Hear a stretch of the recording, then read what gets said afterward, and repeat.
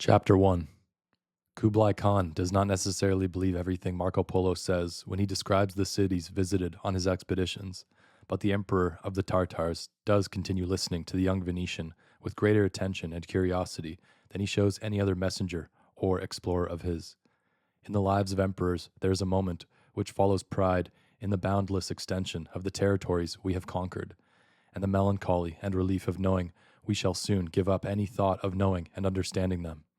There is a sense of emptiness that comes over us at evening, with the odor of the elephants after the rain and the sandalwood ashes growing cold in the braziers, a dizziness that makes rivers and mountains tremble on the fallow curves of the planispheres where they are portrayed, and rolls up, one after the other, the dispatches announcing to us the collapse of the last enemy troops, from defeat to defeat, and flakes the wax of the seals of obscure kings who beseech our army's protection, offering in exchange annual tributes of precious metals, tanned hides, and tortoiseshell.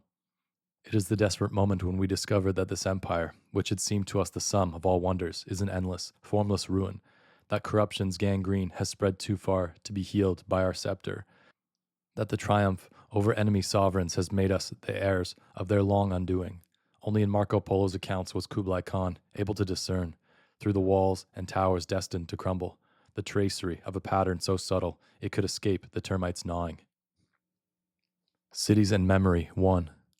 Leaving there and proceeding for 3 days toward the east, you reach Diomira, a city with 60 silver domes, bronze statues of all the gods, streets paved with lead, a crystal theater, a golden cock that crows each morning on a tower. All these beauties will already be familiar to the visitor who has seen them also in other cities.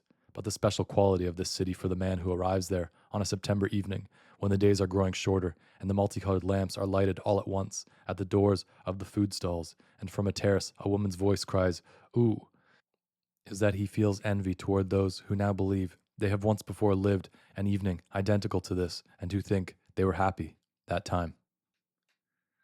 Cities in Memory 2. When a man rides a long time through wild regions, he feels the desire for a city. Finally, he comes to Isidora, a city where the buildings have spiral staircases encrusted with spiral seashells, where perfect telescopes and violins are made, where the foreigner hesitating between two women always encounters a third, where cockfights degenerate into bloody brawls among the betters. He was thinking of all these things when he desired a city. Isidora, therefore, is the city of his dreams, with one difference. The dreamed-of city contained him as a young man. He arrives at Isidora in his old age. In the square, there is the wall where the old men sit and watch the young go by. He is seated in a row with them. Desires are already memories.